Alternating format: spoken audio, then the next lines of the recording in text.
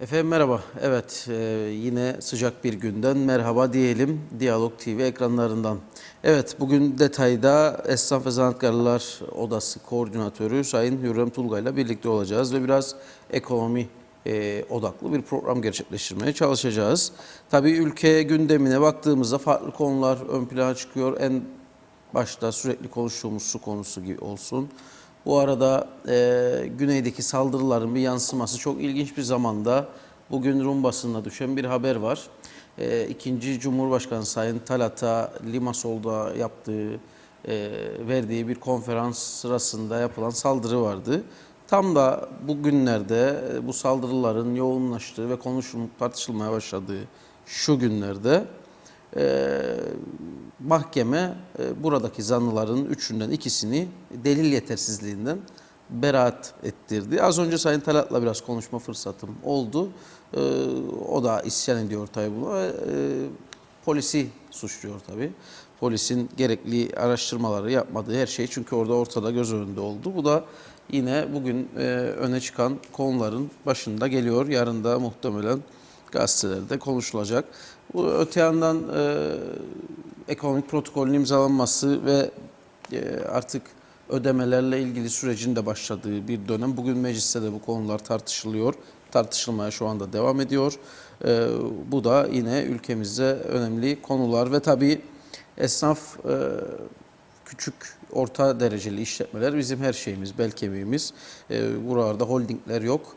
O yüzden onların sıkıntıları ve nasıl açmazların aşılacağı noktasında da konuşmayı zaman zaman yapıyoruz, tartışıyoruz zaten. Bugün de öyle bir gün. Hoş geldiniz. Teşekkür ederim, hoş bulduk. Nasılsınız Sayın Tulga? Vallahi iyi olmak biraz mesele değil mi? Maalesef öyle. Durum bu. Evet. Gene de şükretmek lazım gerçi. Nasıl gidiyor çalışmalar? Şimdi bu yeni ekonomik program tartışmaları artık geride kaldı, imzalandı, girecek. Gerçi her bir adımda muhtemelen yeni tartışma süreçlerini yaşayacağız ama genel olarak yaklaştığımızda tam böyle dalmadan içerisine birazcık nefes almamızı sağlayacak mı 3 yılın sonunda size göre?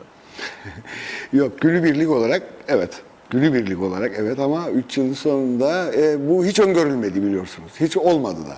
Yılın sonunu da kimse öngörmedi. Biz değerlendirmeyi yaptık.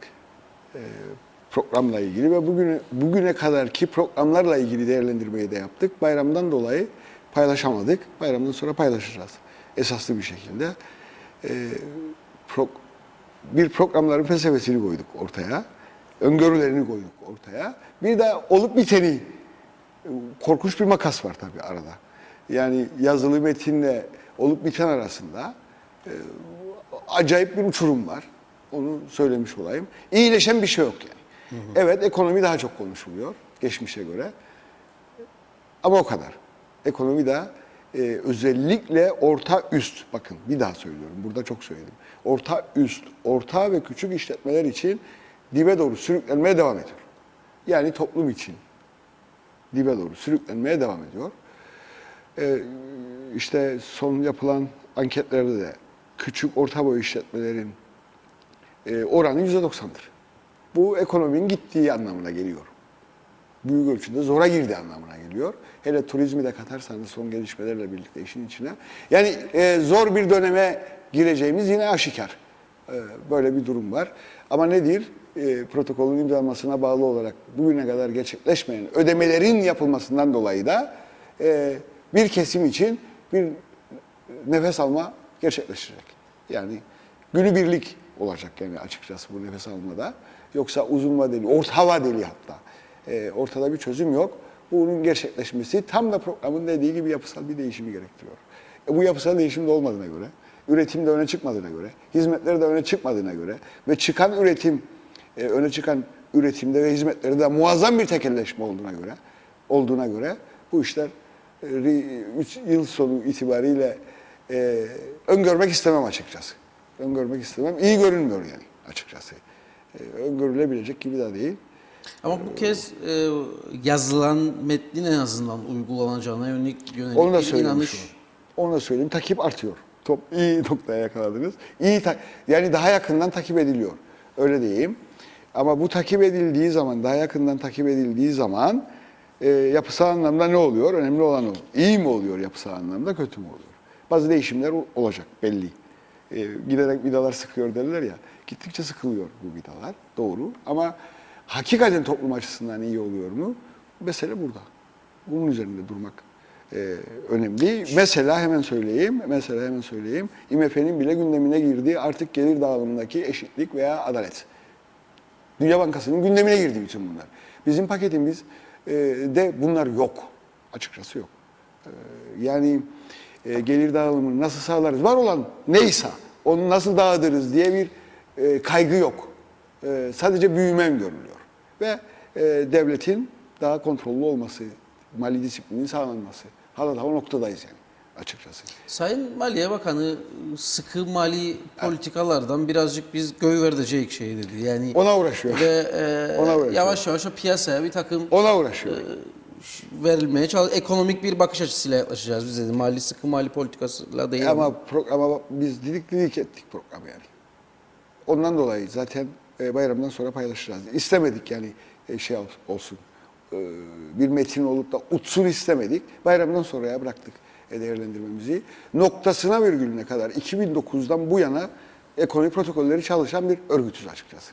Muazzam bir deneyimimiz var. Kağıda döktük. Paylaşma ortamını bulamadık. Biraz önce dediğiniz ya çok fazla. Konuşacağız zaten ufak ufak. Evet, yani sonuçta ufak ufak konuşacağız. Bir de nedir? Evet.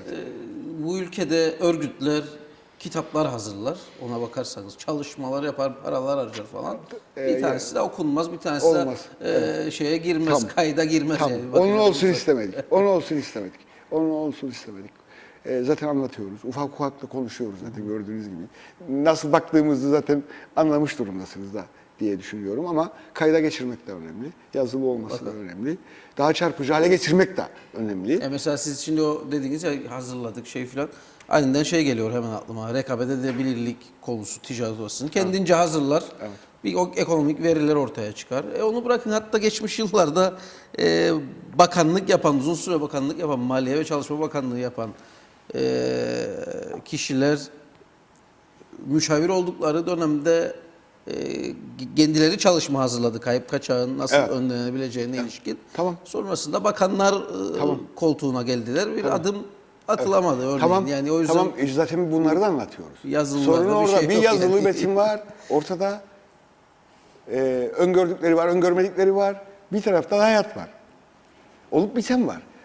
Hayatın üzerinden baktığınız zaman her şey gayet nettir. Yeşildir derler ya. Kağıt üzerinde her şey gridir. Söylem gridir gerçekten. Yazılı metinler gridir gerçekten. Olup olmayacağına dair herkes bir şey söyleyebilir. Öyle değil mi? Bir sürü yorum yapılabilir. Ama bizim için hayat denen mesele, hayat ağacı denen mesele gayet gerçektir ve nettir. Biz o bulgular üzerinden hareketle zaten ortaya koyuyoruz vaziyeti. Evet, koyduğumuz zaman da yaşıyoruz da zaten. Burada da söyledim yanılmıyorsam. Şu anda 30.000 TL geliri olan, aylık cirosu olan bir işletme ki geçen yıl bu 35'ti, bir önceki yıl 40'tı, daha önceki yıl 45'ti cirosu, 30'a düşmüştür. Bakın ciro anlamında da düşüş vardır. Küçük orta boy işletmelerde. Her geçen hayat pahalı oluyor biliyorsunuz. Sterlinde, dövizde artışlar oluyor ama işletmelerde düşünebilir misiniz? Buna rağmen aylık ciroda, aylık gelirde düşüşler var. Ve hepsi şu anda %99 itibariyle vergi borcunu dahi ödeyebilecek durumda değil. Hatta borçlanıyor. Bakın aylık 30.000 cirosu olan işletmeden bahsediyoruz. Borçlanıyor ve borç kapasitesini de tamamlamış durumdadır. Yani borçlanma limitlerini de doldurmuş durumdadır. Şu andaki gerçek budur. Son 2-3 yıllık gerçekten bahsediyoruz. Gelinen nokta budur. Neden? Tabii. Çünkü eşitsizlikler de var. Yoksa büyüme 3,5 noktasında bir büyümeden söz edebiliriz. Orada bir problem yok. Ama herkes de bilir ki büyüme topluma yansıyor anlamına gelmez. Bu hiç irdelenmiyor. Mesele burada. Toplumun pay alıp almadığı irdelenmiyor. Mesele burada. Bütçeye bir giriş var. Zaten yerel gelirlerde bir artış görüyorsunuz orada. Yerel gelirler itibariyle bütçede bir artış var. Ama bu artış toplumun ödediği vergiler üzerinden değil. Allah aşkına. Öyle bir şey yok. Öyle bir şey yok. Hep dolaylı vergi olarak giriyor kasaya. Bir takım izinlendirmeler sonucu giriyor kasaya ve topluma yansıyan bir şey yok. Yani eksidir açıkçası toplumdaki işletmelerin durumu. Yoksa Evet. o ortada kalkınma yok yani. Gelir artışından pay almıyor toplum. Tam tersine pahalılığın oranında da bir pay almıyor. Pahalılığın oranında almıyor. Tam tersine pahalılık oranında geriliyor. Pahalılık oranında geriliyor. Şu andaki gerçek bu. Yani bu Alım programımızı gücü düşüyor. uygulasak da açmazdır bu. Yani çıkamayık işin içinden, yani çok mu karamsardır vaziyet? Evet, bugüne kadarki seyre baktığınız zaman öyledir. Bugüne kadarki seyre baktığınız zaman lütfen herkes düşünsün. Şurada bir olumluluk kattık desin bize. Gerçekten biz bunu tartışmaya varız. Konuşmaya da varız. Bütünlüklü değil. Endişeler daha farklı noktalardadır diye düşünüyorum. Hatta dünyada tartışma konusu olan ve artık gündemden, tedavülden kalkan bir sürü anlayışlar bu programın içerisine girdi. Bu da çok anlaşılmaz bir şeydir. Biz teknik heyetlerle görüşen insanlarız ve bunları olduğu gibi de söylüyoruz. Yani tedavülden kalkan anlayış olarak artık eleştiri konusu olan ve değiştirilmek istenen bir sürü mesele bu programda hala daha duruyor. Ve bilir misiniz 2000'den bu yana anlayış değişmedi. Ona söylemiş olayım. Bu döneme özgü değil yani. 2000'den bu yana programların felsefesi değişmedi. 85'te ilk program yapıldı biliyorsunuz. Ekonomi programları her zaman oldu ya. Burada bir problem yok. Değişen hükümetlere bağlı olarak da programlar hep değişti. Ama 2000'den sonra programlarda bir istikrar var. Ekonomik, sosyal programlarda bir istikrar var ve felsefesi olduğu gibi korunuyor. Çok az bir değişkenlik var. Sadece takip biraz önce söylediğiniz gibi artıyor. Yani Çünkü uygulanmayınca mecburen takip sertleşiyor. artıyor. Evet, sertleşiyor. Takip sertleşiyor. Daha yakından bir takip var. İşte ama bu felsefede sertleşmenin bir değişiklik sonucu, yok. Bu sertleşmenin sonucu eğer adımlar uygulamaya girerse, ki girebilecek gibi durur en azından. Bazıları en azından evet. Biz de görüyoruz. Bunun bir açılım yaratabileceği noktasında bir düşünce var. Yoksa Bakın hava yolları örneği en büyük örneğimizdir biliyor musunuz? Hazmedemediği, toplum hazmedemedi. Siyasilerimiz hazmedemedi. Yani elden çıkarmaya dönüşmemeli hiçbir şey. Bakın öyle bir tehlike var bu toplumda ve bilimsel olarak kiminle tartışırsanız tartışın. Özelleştirmeyi savunanlarla ve savunmayanlarla. Bakın hiç politikaya girmek istemediğim için bu şekilde konuşuyorum. Bu ülkede eğer devlet otoritesi sağlanamadıysa, hükümetlerde otorite sağlanamadıysa, sosyal ekonomik yapıda şu veya bu şekilde bir stabilizasyon yani istikrar denen mesele sağlanamadıysa, bir takım prensipler ortaya konamadıysa, kişilere göre değişiyorsa bazı politikalar, o ülkede özelleştirme elden çıkarmadan başka bir şey değildir. Gayet açık. Denetleyemezsiniz. Mümkün değil. Olmaz, düzenleyemezsiniz. Olmaz, yürümez zaten. Yapamazsınız bunları. Ve böyle bir yapı var mı ortada? Sorun burada. Siz bunu sağlamadan özelleştirme adı altında yapacağınız her ihale başka bir şey olur. Kontrol dışı olur. Keyfi olur. Onun insafına kalma olur. Ekonomik dinamiklerin içinden gelen insanlar olarak bunu söylüyoruz. Nice alanda tekeller vardır. Nice alanda tekeller perakende sektöründe. Hangisini denetliyoruz? Hangisini? Rekabet yasasını çıkardık. Neyi denetliyoruz? Ya. Nerede başarımız var? Allah aşkına nerede? Olumlu olarak yaptığımız işlerde bile yani. onun sonucunu alamıyoruz. Yani mesela rekabet kurulu kurulması çok önemli bir olay ama işlevsizse bir İşlevsizdir. 2, tamamlayıcı yasalar var ki arkası gelmedi. Anti-tekel yasası nerede? Anti-dumping yasası en önemlisi nerede? Anti-dumping yasası nerede? Nerede? Yani yok ortada. Tamamlayıcı yasalar da gelmiyor biliyorsunuz. Yani işi bir tarafından alıp çıkarmak da çok mümkün değil. Tamamlayıcı olması lazım. Devamının gelmesi lazım. Faiz yasası nerede? Nerede bütün bunlar? Gündeme bile girmiş değil, biliyor musunuz? Gündemde bile değil. Tartışılır bile değil. Tartışılır olmaktan bile çıkıyor şu anda. Neredeyse çıkarıldı da. Kim getirecek bütün bunları gündeme?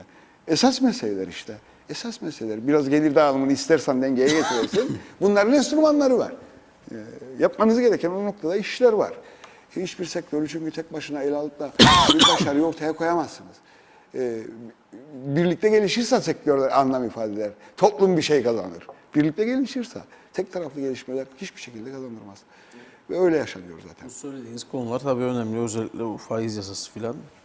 Ne zaman tartışmalar yükselince birazcık gazı alır toplumun. Sonra Hiçbir şey yapmadan devam edilir yola. Ha, maalesef öyle. Evet. Bakın bir soru var Arslan esnafından Mehmet Bey.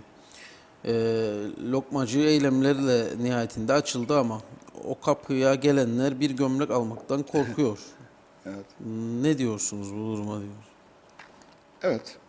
Çünkü geçişlerde problem var. Bunu hep konuşuruz. Bildiğim Mehmet arkadaşımdır herhalde. Bilemiyorum. Fark etmez zaten. Geçişlerde problem var. Geçişlerde denetimler var. Doğrudur. Zaman zaman yapılsa bile o korku gelenlerde oluyor ve çok dikkatli alımlar yapılıyor veya yapılmıyor. Yeterince ya da bireysel ticaret çerçevesinde alışveriş yapılmıyor. Onun meselesini tabii Mehmet arkadaşım bilir herhalde. İmitasyondur. Ürün güvenliğine dair yasalardır. Avrupa Birliği çerçevesinde çıkan yasalardır. Biz halada, piyasanın, özellikle ayakkabıda, konfeksiyonda büyük ölçüde, hatta kitapta bile, kitapta bile. Pazarda özellikle. Evet, yani maalesef bunları düzene sokmuş değiliz. Çarşıyı, pazarı üretime dayandırmış değiliz. Belgeye dayandırmış değiliz. Ve underground olarak gidiyoruz maalesef. İmitasyon olmasa da orada başka bir şey, başka duvarlar da var. Yani sadece ürünlerin kalitesiyle alakalı değil Bireysel herhalde. ticarette belki kırardık onu. Bireysel ticarette belki kırardık. Tabii ki duvarlar var. Psikolojik duvarlar olmaz mı? Kıbrıs sorunundan kaynaklı sorunlar olmaz mı? Bir sürü sorun var tabii ki. Ama o dayandırdığı nokta o. Geçişlerde ona dayalı olarak müdahaleler var.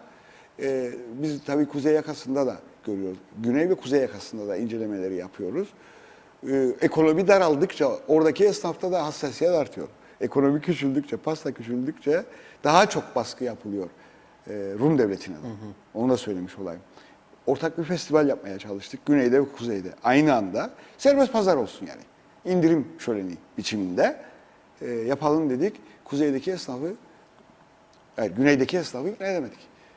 Aylar sürdü bu. İmza attılar, yürürlüğe koyamadık. Bir günlüğüne ne olur dedik, bir günlüğüne ne olur dedik, deneme yapalım, yine olmadı. Böyle bir durum galiba bu stüdyodan da söyledim, bu festivali birlikte yaparız diye, güneydekilerle anlaştık diye ama gerçekleştiremedik arada. Ve biz şu anda görüşemiyoruz da. Onu şeye bağlamazsınız herhalde. Yani imitasyon ürünlerden değildir herhalde. Büyük bu. ölçüde. Yo, O büyük mu? ölçüde. Ya, büyük ölçüde. Ekonomi bakın ne dedim zaten. Ekonomi daraldıkça, ekonomi küçüldükçe insanların kaygıları maalesef artıyor. Maalesef artıyor. Gördük ama biz bunu. Gezdik. Tek tek iş yeri. Ne olur dedik. Bunun hep çözümünü aradılar, istediler. Belediye başkanları girdi araya. Hatta onlar da kendi hanelerine böyle bir başarı istediler. Tabii. Ama olmadı. yapamadık. Hala da yapamadık. Zor da yaparız zaten. Evet, yani ben benim arkadaşlarımla bunları paylaşırım yani. yani imitasyon ürün olmasa da biz bu şeyi yapamayız gibi geliyor bana. Belki esnaf örgütü girseydik işten olarak yapabilirdik diye düşünüyorum. Çünkü büyük bir güç olduğunu da biliyorum. Ama girmedik. O da girmedi yani bakın söylüyorum. Girmedi. Böyle hal böyle olunca da işte Evet. ortak vatan yaratma noktası da hep böyle Tabii. Onu da öteleniyor, anlatmaya hayale çalışıyorum. Onu da anlatmaya çalışıyorum. maalesef böyle. Bu aralar o da böyle hareketlilik var. Bu ekonomik şeyle alakalıdır biraz da. Yani herkes daralıyor. Evet. Gelip bir Doğru. Esnaf örgütü tabii halk örgütüdür. Açık toplumla özdeşleşmiş bir örgüttür. Önce onu söyleyeyim. Zaten toplum dediğinde esnaf gelir hatta. Bir de kamu görevlisi var. Başka bir şey yok ya ortada. Toplum dediğinde esnaf dediğinde toplum. Böyle bir yapı var yani. Küçük ölçekli bir ülkede işletmeler de küçük sonuç olarak. Biraz önce de söylediğim gibi en az %90 işletmeler bizim kapsama giriyor. Toplam işletmelerin de %90'ı esnaf sanatkarlar odasına üye. Nedir problem? Daha önce çok da örgütlenmiş değildi sektörler. Biz epey yol kat ettik tabii sektörel bazda. Makinistlerdir, kuaförlerdir, sıvı tesisatçılardır. Epey mesafe örgütlenmeleri noktası. Bölgesel örgütlerdir vesairedir, şube aşmadır. Mesafe kat ettik. Ama bir görüyoruz ki artık dışımızda kalanlarla da birlikte hareket etmeye başladık. Çünkü onlar da örgütleniyor. Dışımızda kalan sektörlerde. Küçükbaş hayvancılar gibi. Küçükbaş hayvancılar gibi. Ve bizi dost görüyorlar aslında. Mesela o. destek arıyor herkes bir yerden. Tabii. Ve birlikte hareket ihtiyacı da duyuyor ama. Hem destek istiyor hem birlikte hareket ihtiyacı da görüyor. Başka türlü çünkü sorunu çözmek mümkün değil. Güç olmak mümkün değil. Ve baktığınız zaman aşağı yukarı aslında esnaf sanatkarları odasının ifade ettiği bütün sektörleri de ifade eden prensiplerdir veya kurallardır veya politikalardır. İfade ettikleri de öyle şeylerdir. Düşünün küçükbaş hayvancılar mesela nereden geldi diyeceksiniz. Esnaf Sanatkarlar Odası şu anda KOP Sütü Yönetim Kurulu'nda temsil ediliyor. Bugün KOP Sütü'nün varlığında Esnaf Sanatkarlar Odası'nın katkıları vardır. Varlığının devam etmesinde katkıları vardır. O yönetimde vardır. Biliyorsunuz özelleştirildiği. Orada çok çalıştık biz özelleşmesi için. Ve yeniden hayatını idame ettirmek için. Bunu insanlar görüyor tabii ki. Yani bizim toplumsal bazda hareket ettiğimizi fark ediyor insanlar. Bir de tabii birlikte olmanın getireceği sonuçlar var. Bir de anlayabileceğimizi düşündükleri için tabii kendilerini. Bunu da söylememiz lazım. Değil mi? Niçin gelsin ki sana insanlar? Anlayabileceğimizi de, benzer sorunlara sahip olduğumuzu da fark ediyorlar. Hem sizin söylediğiniz var, hem bizim bugüne kadar yürüttüğümüz, yaptığımız çalışmalar var tabii ki. İşte geçen haftalarda yine taksicilerle buluştuk. Taksiciler de artık kendilerini esnaf olarak ifade etmeye başladılar. Daha önce yoktu bu. Yani hem birlikte hareket gayesi var, hem destek gayesi var, hem dediğim gibi artık birlikte hareketin getireceği güce ihtiyaç meselesi var. Var bütün bunlar. Ne yaparız, nasıl çıkarız? Hep söyleriz zaten. Evet biz elimizden geleni ortaya koyarız ama sonuçta birlikte hareket etmemiz gerekiyor. Yani küçükbaş hayvancının sorunu yok artık. Makinistin sorunu yok artık.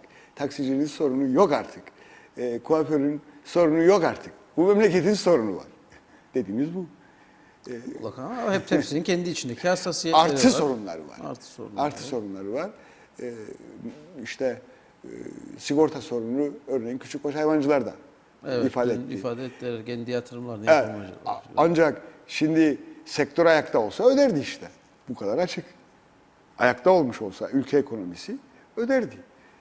Standartlar konmuş olsaydı elimde Mesela o değil mi en fazla, mesela bunu biliyoruz yani KOP süt, öderdi. KOP süt hellimi yaparken mecburen küçükbaşı kullanıyor doğal olarak olması gereken. Ama bu bizim uzun zamandır zaten bu süt, su, bu hellim bu konularda sürekli yayınlar yapıyoruz. Çünkü sıkıntı var yani bu gerçek. Çok ciddi sıkıntı Onun için var. orada durdum zaten. Biliyorum hassasiyetimizi. Hiçbir şey yok. Doğru düzgün bir yapılanma yok. Küçükbaş'ın dinledim yani sıkıntıyı. İmalatçı diyor almıyor sütü. Oysa alması lazım. Sütü tescil ettik. Kullanması gereken oranlar var. Ama denetleyici ve cezai müeyyide uygulayıcı herhangi bir otorite olmayınca Olduğu halde olmuyor biliyor musunuz? yani Olduğu halde sonuç almıyor işte. Evet. Hepsi oluşturuldu, otoriteleri de oluştu ve görmezlikten geliniyor. Düşünebilir misiniz? Geldiğimiz noktaya bakın. Denetlenmesi gerekiyor, otoritesi var. Sanayi odasının da başında olduğu bir otoritedir, sanayi Evet. odamızın. Gene olmuyor. Felaket bir şeydir ya. Ve bu şu çıktı ortaya, belki dinlediğiniz bütün konuşmaları, coğrafi tescili yapmanızın çok anlamlı olmadığı da çıkar ortaya. Çünkü siz kaliteyi çıkartmadınız ortaya. Uzun vadede zaten tümünün bitmesi demektir bu. Yani çünkü güneyde o tescile uygun olarak üretim yapılacak. Ne yapacaksınız? Sen bu tarafta hala daha Neye uygun? hellim görünümlü bir şeyler üreteceksin. Evet. Lezzetine kadar. Tabii ki. Siz o farklılığı yaratamazsanız niye alsın ki sizi? Niye arasın ki sizi? Niye arasın sizi? O lezzetini bulamadıktan sonra insanlar zaten niçin? İşte bu kontrol mekanizmasında devleti çok rahat eleştiriyoruz. Şey yapması lazım, şu popülizm. Evet. Ama kurumlarda da Tabii ki. yeterince olmuyor bu iş. Gerçekten öyle. Gerçekten öyle. Bir biçimde sistemin parçası olursunuz ve devletle bitmiyor iş. Ondan çıkmaktadır marifet. Herkesin sorumlulukları var. Yani gerçekten herkesin sorumlulukları var. Sadece attın topu hükümete, attın topu devlete, attın topu bürokrasiye, attın topu memura yokken öyle bir şey. Yok öyle bir şey. Kaldı ki siz eğer duyarlıysanız ve farkındaysanız sizin de sorumluluğunuz olmak durumunda. Açık, çok açık. Bu kötü idare varsa biz de kötü olduğumuz içindir diyorum ben. Eğer bu yapılanma yoksa, yeterince bir yapılanma yoksa biz de iyi olmadığımız içindir. Açık, biz de sorumluyuz yani. Bunu böyle görmek lazım ve böyle eğilmek lazım meselelere. Yoksa her şey kötüyse sen tamam mısın yani? Nasıl olur öyle bir şey? Aynen. Biz tamam olduğumuz zaman nasıl bu kadar kötü olabilir? Aynaya baka baka birbirinden alıyor galiba. Evet, yani bugüne kadarki süreçler sonuçta bizim de bulaşmamıza, toplumun da bulaşmasına, fertlerin de bulaşmasına sebep oldu. Bugüne kadarki süreçler bir biçimde üzüme baka baka derler. Öyle oldu yani. Bundan çıkmamız lazım. Hep birlikte o gayreti ortaya koymamız lazım. Evet, yani durum bu. Öz eleştiri bu yani. Şimdi Sunak Bey'in bakanlığı döneminde geçmişte de bir takım bu esnafa yönelik krediler, şunlar bunlar söz konusu oluyordu. Bu dönemde yine benzer yaklaşımlar ne ölçüde var? Bir takım programlar var biliyorum. Ulaşım noktasında nasıl? En azından biraz nefes aldırabilecek durumda mı? Nedir oradaki durum? Evet, yani çalışıyoruz. Ekonomi Bakanlığı en çok çalıştığımız bakanlıklardan bir tanesidir. Onu da biliyorsunuz. Telefonlara kadar neredeyse her gün mesai yapıyoruz. Böyle bir durum var. Ama kredi programları çok yoğun olarak hayata geçirildiği halde düşünebilir misiniz? Nefes aldıramadık. Yani mesele demek ki krediden ibaret değil. Krediyle bitmiyor demek ki. Neredeyse 10 bin kadar insana, kaç tane işletme var ki ülkede? 10 bin kadar insana, 8 bin kusur civarındadır. Tam rakam söyleyeyim de yanlış anlaşılmasın. 3 yılda 8 bin kusur kadar insana kredi verildiği halde hiçbir şekilde rahatlama olmadı. Korkunç bir şeydir yani. Korkunç bir şeydir. Esnaf oldu bu sayısı paralar? 11-12 bin civarında bir esnaf sayısı var işte. 3'ü Gitti. Ne oldu? Daha fazlasına neredeyse bir biçimde daha fazlası insan yararlandırıldı. Ve buna rağmen o an için oluyor. Bakın biraz önce program için ekonomik programa bağlı olarak gelecek kaynakları sordunuz ya, rahatladır mı diye. O anı rahatla diyor. Düşünebilir misin? O anı. Bir ay bile gitmiyor yani etkisi. Ya bir borç kapatılıyor, ya sigortalar kapatılıyor çünkü. Bir gedik kapatılıyor, bir delik kapatılıyor. Yani tahribat çok büyüktür gerçekten. Bunu bakanlık bilmiyor mu, farkında değil mi? Hükümet bilmiyor mu? Biliyor. Problem burada değil. Bunlar çıktı ortaya çünkü. İşte çek yasaklarını yayınlıyorsunuz, görüyorsunuz. Mahkemelere düşen alacak verecek meseleleri. Hep bunlar ortada. Turizmin hali ortada vesaire. Bunlar biliniyor. Herkes ifade ediyor bunlar. Nasıl çözeceğimiz meselesidir işte. İşi oraya geçirmektir ve kredi sadece bir ayaktır. Üretimde sadece bir ayaktır. Başka hiçbir şey değil. Hatta o ayak tek başına kalırsa sizi borca da sokar. Yani alırsın. Çünkü sonuçta kredi denen olay geriye ödenmek üzere alınan bir şeydir. Ve evet. En elzem ne yapmak lazım yani şu anda? En elzemi şu anda yapılması gereken gerçekten turizmi yoluna sokmaktır. Üniversiteleri yoluna sokmaktır. Turizmi turizm olarak yapmaktır. Üniversiteyi yine eğitim olarak yapmaktır. Şehirleri çok hızlı bir şekilde tabii dönüştürmek lazım. 80 bin öğrenci var memlekette. Kaç daha ne kadar olacak? Ben Ben sayıdan vazgeçtim. Korkarım zaten 80 bin. Sayıdan vazgeçtim. 80 bin öğrenci. İyi söylediniz, sağ olun. Ama artık üniversiteler kendi içinde modeline döndü biliyorsunuz belki. Ona döndürdüler onlar da işi. Yani Hep öyle gurulumlarda öyle değil miydi? Hep bir kampüs. artıyor ama havası. işte. Artıyor, çoğalıyor. Çoğalıyor.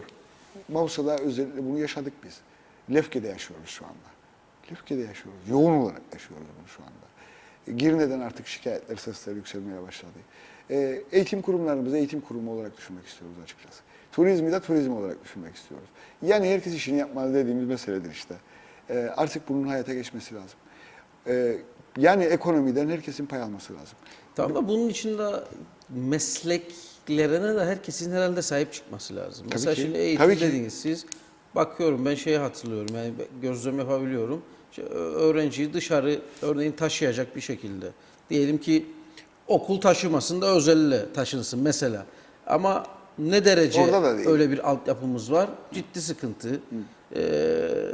Yani kampüs işlerinde öğrenciye yönelik bir takım indirimli fiyatlar, politikalar uygulanır. Dışarı çıktığında öğrenciyi kurbanlık koyun gibi gören bir zihniyetle de yok dersek yalandır. Hepsi demiyorum ama yani bunların kendi içerisinde de herhalde tartışılması gerekir. Kesinlikle orada bizim popülizmimiz yok. Zaten toplu ulaşım sisteminin kurulması lazım. Ve biliyor musunuz? Ekonomik programda tam anlamıyla böyle sözcük anlamına kadar doğru yazılan tek meseledir bu. Belediyelerin, üniversitelerin, kamu alanında taşımacılık yapan işletmelerin hepsinin bir araya gelmesiyle toplu ulaşım sisteminin kurulması gerektiği ifade edildi. Gördüğünüz gibi noktasına virgülüne kadar her şeyi anlattım. En doğru ifade de oradadır. Gerçekten. Neredeyse eleştiri konusu bile yapamazsınız bu cümleyi. Ve biz hala daha onu yapamadık. Hala da bir araya gelip hangi saatte hangi aracın geçeceği ya da hangi saatte nereden araçlarımızın geçeceğine dair bir plan yapılması lazım. Ve herkesin de o çerçevede, bu işi yapanların tabii, hareket etmesi lazım. Bütün ülke için bunu yapmak lazım. Şehirlerden başlayarak hangi zamanda nereden araçlarımızın geçeceğini planlamak lazım. Bütün mesele de budur. Toplu ulaşım sistemi tren olmayacağına göre yapılması gereken bu. Ve artık malzeme de var bununla ilgili. Özellikle çok fazla. Ciddi malzeme de var. Vallahi bir sürü işletmede de var. Bir sürü izinlendirmeler var. Biliyorsunuz bol keseden verdiğimiz izinler var. Ve bu şekilde de absorbe edebiliriz. Bu şekilde de bütün herkesi harekete geçirebiliriz. İşte yapılacak işlerden bir tanesi. Yani hangi işler yapılabilir dediğiniz noktasında o kadar çok iş vardır ki, işte en son çalıştığımız olayı söyledim mi size bilmiyorum. Ve muhtemelen de hemen yazın sonrasında da başlarız. Kooperatifleşmedir. Gerçekten kooperatifleşmedir. Bu ülkenin ürününü, bu ülkede üretilen ürünü daha çok tarımsaldır. Onu işleyip pazara çıkarmadır. Ama standartlar çerçevesinde, güvenilirlik çerçevesinde etiketleyerek, izlenebilirliği de sağlayarak ve ihracat sunmaktır. Yapılması gereken bu. Mehmetçik'te, Üzüm'de bunu, Mehmetçik merkezli olarak projeyi tamamladık. Zeytin'de bunu tamamladık. Birkaç kez zaten açıklama fırsatımız oldu. Detaylı açıklamalar önümüzdeki günlerde gelecek. Büyük konut merkezli olarak Zeytin'de ve ürünlerinde bunu sağladık. Şemsiye kooperatif olarak da odamız olacak büyük ölçüde. Marketingde yani ve dış pazarlamada. Bu 3 proje şu anda kabul gördü.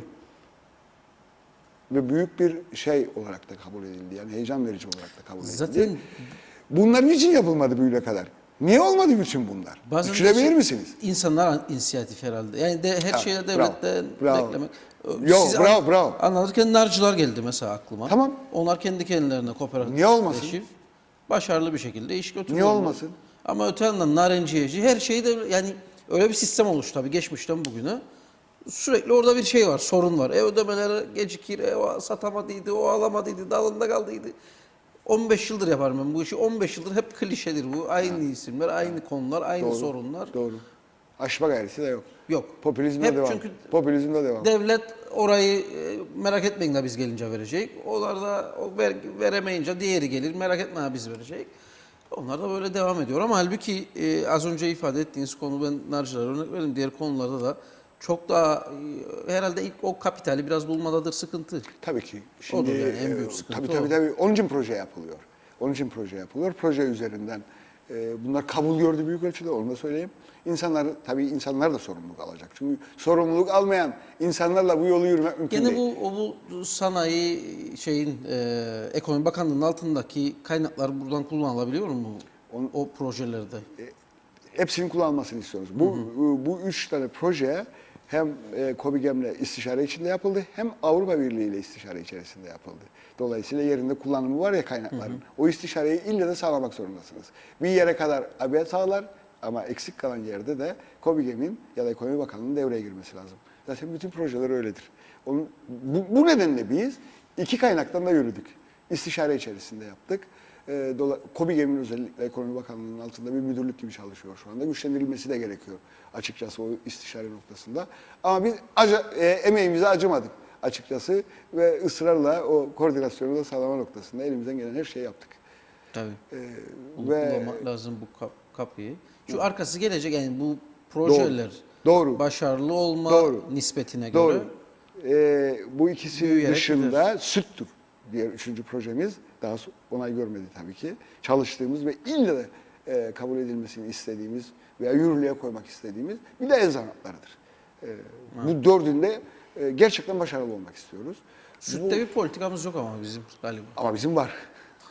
Bizim var. Ne yapmamız gerektiğini biliyoruz. O lezzetli ürünü görünür kılmak istiyoruz ve güvenilir kılmak istiyoruz. O lezzetli bildiğimiz hellimi toplum da unuttu tabii büyük ölçüde. Onu söylüyordum ben de. Hangi lezzette Ama o haliyle bilenlerin o elimi bilenlerin bildikleri kalitedeki ürünü piyasaya çıkartmak istiyoruz. Açıkçası bu.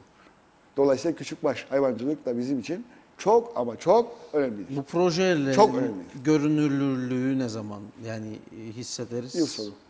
Yıl sonu. Hızlı Öyle görünür olur ama yıl sonu itibariyle işler duruma gelir. Moral yüksek sözünü ettiğim bölgelerde. Çünkü neredeyse bütün merkezli olarak bahsettim zaten. Mehmetçik merkezli. Büyük konut merkezli olarak bahsettim. Ama bütün bölgeyi neredeyse kapsıyor ve tetikleme de görevi göreceğini çok iyi biliyoruz. Diğer gezdiğimiz bölgelerde de görüyoruz. Yani bu bizim üretebileceğimiz herhalde en büyük proje diye düşünüyorum. Dilerim olur. Dilerim olur. Olmaması için de bir nedenin olmadığını da biliyorum ama. Yoksa niye asılalım ki? Ayrıcalıklı ürünlerimiz belli zaten. Yani bunlar üzerinde aynen kafa öyle. yormak lazım. Aynen öyle. Patatestir, işte Aynen. zeytindir. İşlenmiş ama ham maddeyle bir ülkenin kalkındığı, görülmediği onu da görüyorum ve üzülüyorum. Bazen karşı karşıya geliyoruz kimi üretici örgütleriyle de. Tam biraz önce aslında iyi bir örnek verdim. İşlenmiş olmadığı zaman sen kalkınma sağlayamam ki. Nedir yani küçücük adada sınırlı kaynaklarla ham madde olarak ürettiğin şeyi sattığın zaman kazanacağın nedir ki? Sorarım yani. Nedir? Ne kazanabilirim ki? İlle de katma değeri artırmak Katma değeri istiyorsan artması için işlenmesi lazım. işlenecek ve o standart yakalanacak. Tüketiciye saygı çerçevesinde o standart da yakalanacak. Bunu yapmazsanız bu sistem içerisinde, bu düzen içerisinde hiçbir sonuca gidemezsiniz. İki ülke arasındaki bugün gazetelere yansıdı zaten. Bu gümrüklerle ilgili de ortak komiteler falan kurulup bu sorunları aşılması için yani işlenemeyen veyahut da az işlenen ürünlerin de Doğru. Türkiye ihracı konusunda Ama- aşabilirsek sıkıntıları. Evet ama o standartlar meselesi artık önemli. Kimsenin buradan geriye adım atacağı yok. Aslında- Hayır, hele evet. gıda meselesinde. Yani Allah aşkına. İşte bir laboratuvar, bir kapsamlı laboratuvarımız yok örneğin. Mesela yani iş mi bunlar? İş mi bunlar? Yani konuşulacak şeyler mi bunlar? Yani bir proje götürsek aslında bunun kaynağı da ayrıldı geçmiş dönemden. Et kombinasyonunda ayrıldı biliyorsunuz. Bizim dibimizde Yani hepsini hepsini sıralayabilirim. Yani birbirinden ilginç komik şeyler çıkıyor. İşte konuştuk sonra. Yani ülkede sağlıksız et kesimi var. Dibimizde bizim sanayi bölgesinde Avrupa standartlarında tesis farelere terk edildi. Böyle bir durumumuz var bizim mesela. Hal nerede? Gıda güvenliği nerede? Bu ne konuşuyoruz yani gerçekten? Yasa olarak adı geçtiği gıda güvenliğinin var ama kendi işleyişi yok. Geçtiği halde. Evet. Ya bir ucundan tutar insanlar ama. En önemli yani işte haldır. En önemli yani şeydir, sanayidir. Ve şu anda da evet bitmiş halde borcu ödenmediği için neredeyse terk edilmiş bir yer. Tabii atıl durumu. Yani iş değil bunlar açıkçası. Ama bakın bu ciddi bir eleştiri olsa gerek diye düşünüyorum. Galiba o yüreğimiz sızlamıyor. Bütün bunlar olmadığı zaman yüreğimiz sızlamıyor veya sızlayanların sayısı az veya onların gücü yeterli değil. Öyle diyeyim. Ama başka çare de yok. Bütün bunlar olmazsa da çok acı çekeceğimiz gerçek. Olmaması için de bir sebep yok ama. Yeter ki bir yerden başlayalım. Çekiyoruz zaten başlamadığın sürece Evet. çekiyoruz. Epey uzun süredir çekiyoruz. Yani başından beri ne konuşuyoruz? İşte bu konuştuğumuz sorunlarla ilgili adımlar 5 sene önce atılsa atıyorum. Bugün daha farklı konuları Evet, kesinlikle. görüşüyorduk. Başka şeyler 5 sene önce de sizinle program yaptığımızda gene Aynı benzer şeyler. şeyleri konuşurduk. Maalesef. Çok fazla bir şey Zaten değişti. tekrarlarsınız. Çözemediğiniz zaman tekrarlarsınız ve kaçınılmaz olur. Olmadığı zaman o iş durmadan tekrarlarsınız. Yani kendinizi tüketirsiniz aslında. Mesele budur. Tekrar o anlama geliyor. Geliştiremediğin zaman kendini nedir olacağı zaten. Tüketimdir, yok oluştur. Başka bir şey değil. Ve şu andaki trend bu. Bir de şeyi görünce işte daha da insan kahrolur. Yani tespit edersiniz sorunu, çözüm yolu da bellidir. O çözüm yoluyla ilgili adım atmadığı sürece kişiler, kurumlar, devlet, hükümet bir süre sonra resim sürekli yüzümüze vuruyor işte. Sonra da sıkıntı yaşıyoruz. Hep böyle oluyor genelde maalesef. Merdiven altı üretimle ilgili sıkıntı. Düğünlerde kullanılan ürünlerin %80'i merdiven altı. Düğünlerde de. Yani takviye geldi bize. Nereden geldiği belli olmayan ürünler marketlerde de nereden geldiği merdiven altı üretimler var. Bununla ilgili de belediyelerin herhalde gerekli denetimleri yok bunlarla ilgili.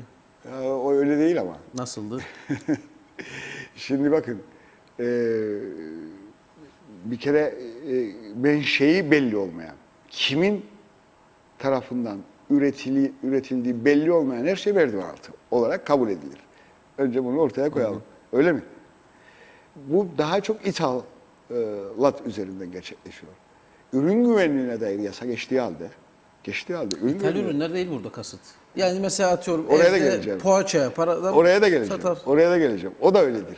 Oraya da geleceğim. Ama o konfeksiyonda, ayakkabıda biliyorsunuz, kitapta biliyorsunuz ki büyük ölçüde bu ithalattır.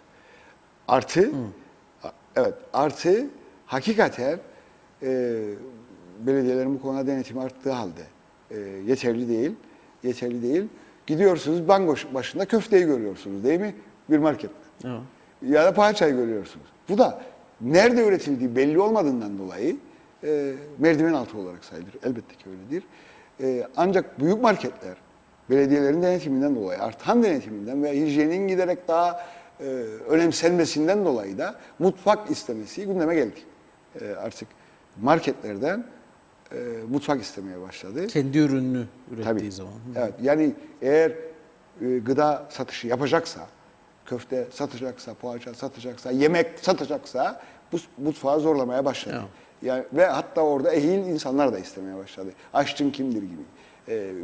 Üretecek olan, yapacak olanın sertifikasını, karnesini istemeye başladı belediyeler. O noktada bir açılım var açıkçası. Daha çok pazar yerlerindedir mesela. Şimdi boş Pazar alan- yerlerinde, küçük marketlerde hani dışarıdan alıp Evet, satanlar. daha çok sorun oralarda yoğunlaşmaya başladı. O noktada girişimlerimiz oldu. Onu da söylemiş olayım. En azından kayıtlarını yapalım. Kimin ne yaptığını bilelim bu marketlerde. Girişler çıkışlar belli olsun. Bu noktada da iki belediyemizle en azından Lefkoşa ve Mausa'yla istişaremiz oldu. Yol aldık mı? Henüz daha alamadık. Ama ille de bu noktalarda yol almamız gerekiyor. Çünkü kimin ne yaptığını bilmemiz gerekiyor. Başka türlü de olmaz. Ve elzem yani. Gıda güvenliğinin de temel şartları bütün bunlar. Girne'de de bu sorunu en azından gündeme getirmiş bulunuyoruz şimdilik. Tabii bu merdiven altı üretim şeyi de ister istemez rekabet edilebilirliğin de önüne geçiyor. Yani ben Çok kayıtlı bir iş yaparken Çok 10 fazla. liraya ürettiğim bir ürünü 5 liraya bir başkası üretiyor. Çok fazla. Çok fazla. Ciddi Ve sıkıntı daha yani. ileri gideyim isterseniz. Yani sadece sağlık açısından değil, ekonomik anlamda da. Daha ilerisine gideyim. Pazar yerlerindeki o gördüğünüz konfeksiyonun %100'ü neredeyse merdiven altı. Ayakkabı vesaire, eşyanın, oyuncağın tamamı neredeyse merdiven altı. Daha da ileri gideyim. Yani birileri arkadaşımız olabilir ama bundan çıkmamız lazım. Buradan çıkmamız lazım. Yani çarşı pazarın neredeyse %80'i şu anda halada nerede üretildiği belli olmayan ürünlerin istilası altında. Böyle bir durum var. Bu da bizi bir yere götürmez. Götüremeyeceği de aşikar.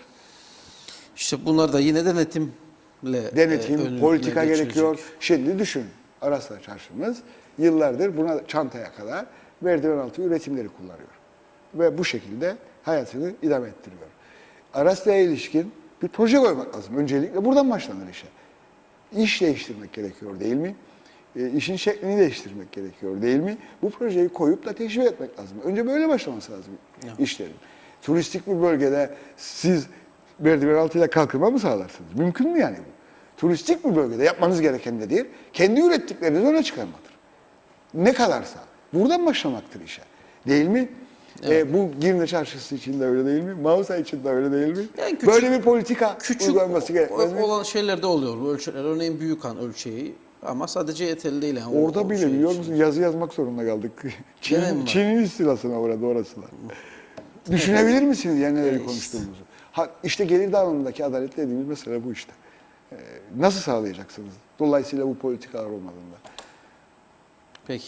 Veya herkes nasıl işini yapacak? Bir dahaki sefere gene bu konular üzerinde bakalım ne kadar ilerleme sağladık konuşuruz diyelim. Evet ama biz bu yolu yürümeye kararlıyız. Yani en azından onu söylemek isterim. Belki Bildiğiniz başka yol için. yok. Başka yol da yok zaten. Peki.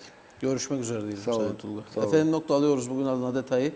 Sayın Hürrem Tulga ile birlikte olduk. Esnaf ve Sanatkarlar Odası Koordinatörü. Ve tabii ekonomiyi konuşmaya çalıştık. Süremizin el verdiği kadar. Yarın yeniden görüşmek üzere diyelim. Farklı konuları konuklarla birlikte tartışıp konuşmaya devam edeceğiz. Tekrar görüşene değin. Herkese iyi günler.